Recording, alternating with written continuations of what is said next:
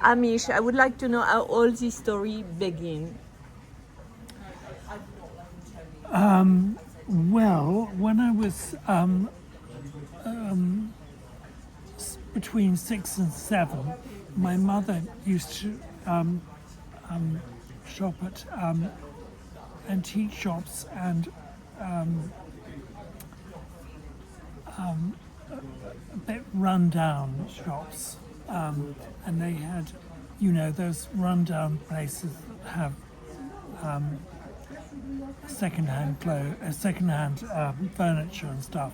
But she was marvel for getting things, and she was furnishing our house, which was in Hampstead, and I went with her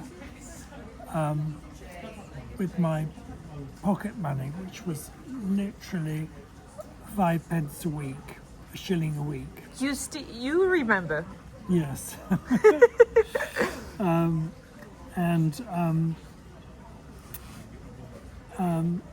went to some antique shops, but generally sort of these second-hand shops. And with my pocket money, I bought some things that appealed to me. So they were kind of, I got guinea purses, which are sort of 1850s, 60s purses that women used to carry. And I got some shoes, which were Edwardian dancing shoes for the, and But why were you interested by that, being 8? I don't know. My mother had taken me to these places, so I was exposed to things. And your mother was elegant? She wasn't elegant. She had a certain style. Ah. She was a hippie. Ah.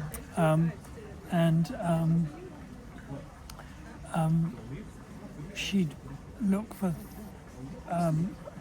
chest of drawers and stuff and strip everything. So everything was strip pine. And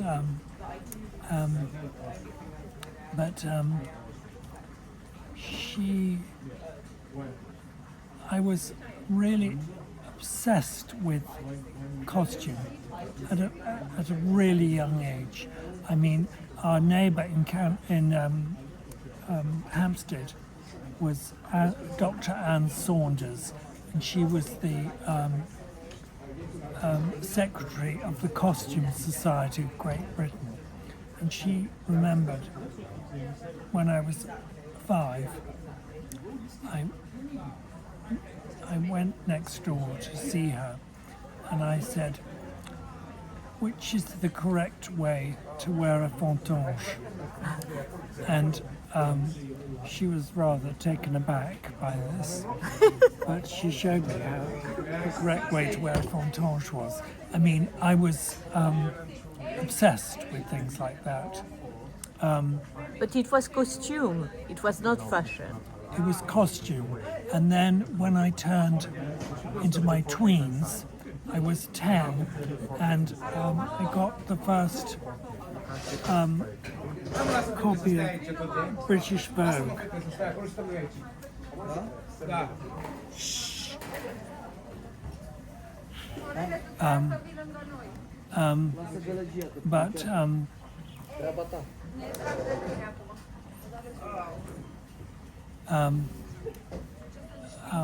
When I turned into my tweens, I was, and I got this first edition of British Vogue, which had the letters of Vogue spelled in different colours. And on the cover, there was a twilight picture from that was done by David Bailey Right. of this couple embracing, like, and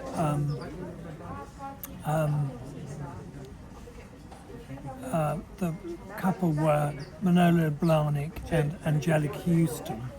So I couldn't. In later years, I was rather surprised that they were embracing. But all that you remember in details. Yes, yeah, because that cover was really important to me. And then I thought, I suppose it's rather important that I collect fashion history. And so from that moment on, I collected fashion history. But is there a difference between costume and fashion?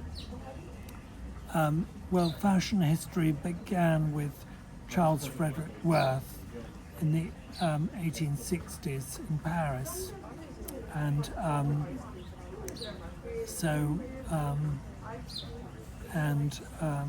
you know, it went on to whatever was current and modern. Mm-hmm.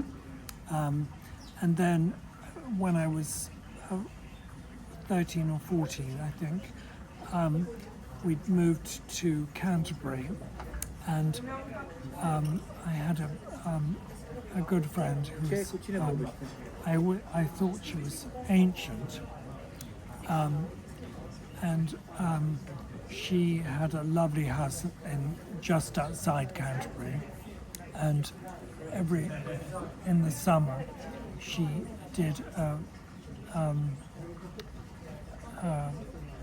sort of charity sale to raise funds for the church or something, and there were all our friends sort of had stands, and I saw a dress of ivory silk, and then it has black penny spots on it, and it was from Ronald Patterson, who was a couturier in London in the 50s. So I thought, and it had little buttons like that up the back, and in the center of each button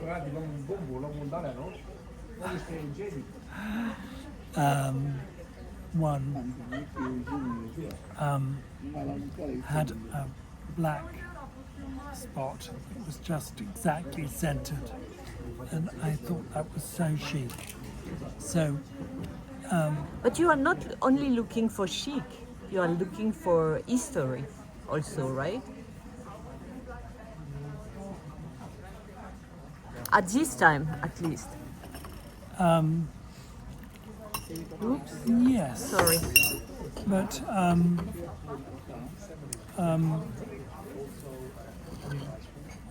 oops, Sorry. thank you. And I don't know. So I got a sort of. I had a chest of drawers at home, and the bottom drawer had these clothes in them. I was, and then we moved to. Well, we were in Canterbury, and I sort of got. I was collecting little bits where I could find them, and I went to the South Kensington sale of Christie's. Christie's had a high-end department in Mayfair, and this was the lower-end department. It was in South Kensington. Yes, I remember. Yes, it was marvelous place because you went in and there were countless rooms of it, and It was kind of Drouot style. like a Drouot, exactly. And I went to that. At this point, from my sixth form, I moved back to London from Canterbury. It was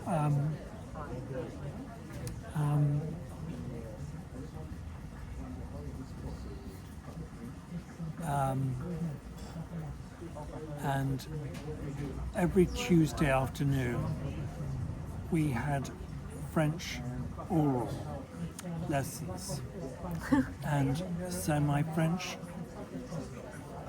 oral lessons took a real beating because there was a sale at Christie's every week, every Tuesday week. So would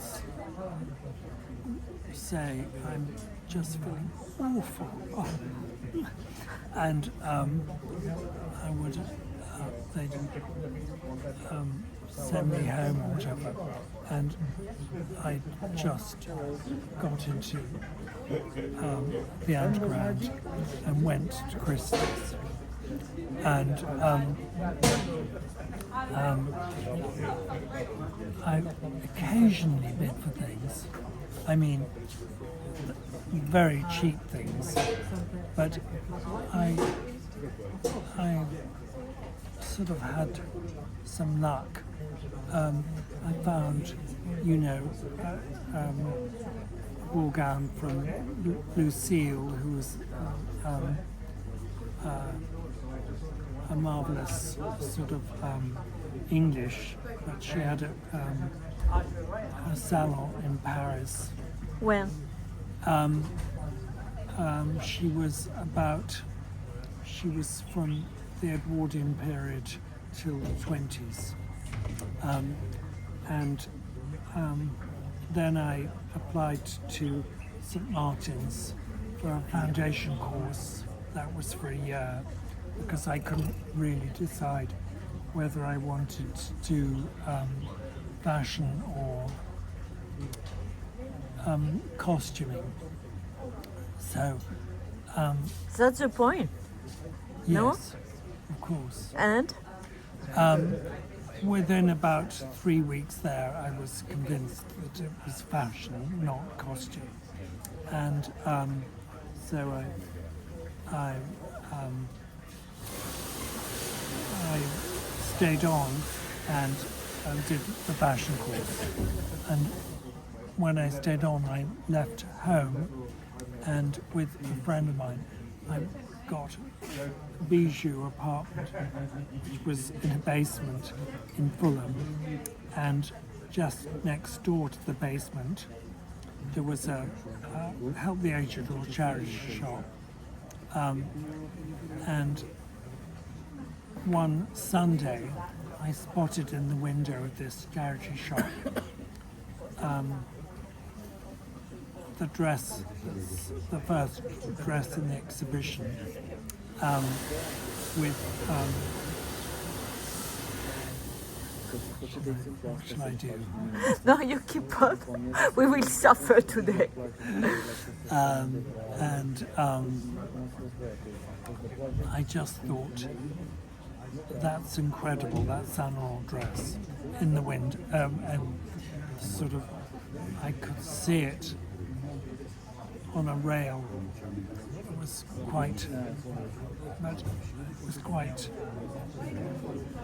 I mean, not everyone would have spotted it, but I had to wait till Monday, and at 9 o'clock I went along, and then I got it because they said, they didn't really know what it was.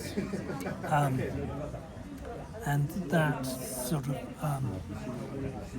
that was the first of the Saint Laurent dresses that I bought. And how old were you? I was 19. Wow. So, and after that you met Saint Laurent, right? I did meet him, yes. And how was it?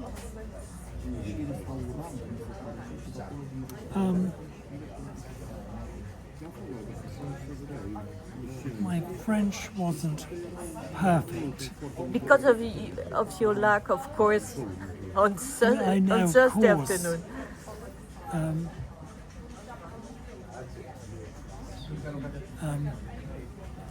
And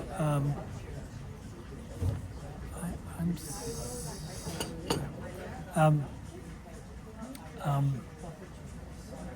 but from then on, I sort of bought occasional things when I could afford them. But what is special about Saint Laurent for you? I think Saint Laurent was really important because he was.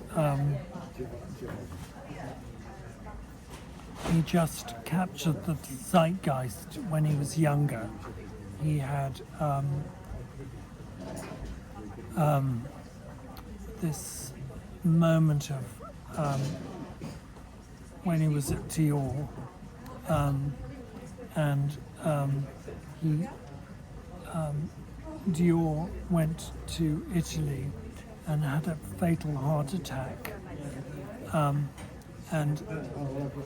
Saint Laurent was the only person who Dior had anointed sort of as his successor. I mean, he was thinking maybe 20 years' time. But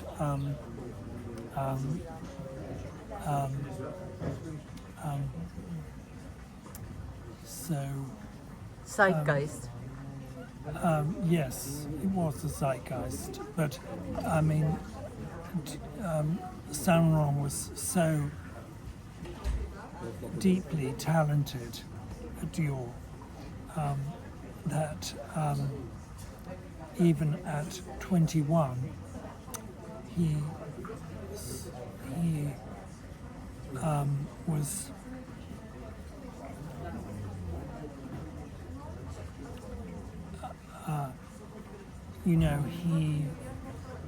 when you have, you see the sketches and everything's stamped with the date of the sketch, and they're just sort of extraordinary sketches, and I think that he really had a great skill for capturing the flavour of the moment. And what do you think one understands visiting the exhibition here? I hope that someone would understand that Saint Laurent has many different voices. I think he started off with this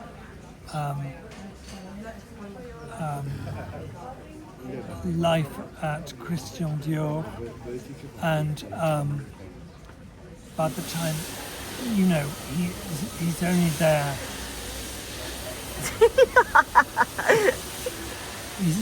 he's only there 2 years. But you have things from all over his career, right? Of course. And then I have, a range of things from his couture. And then at the end, this shock of Rive Gauche. The last one is extraordinary. Yes. Yes. Everyone here has done an incredible job mounting everything. And so, what do you think people will think? That he has different voice, like what? I think what's so interesting is you see a Rive Gauche outfit from 1976, which is basically a workman's jumpsuit in sort of denim-coloured cotton, and that's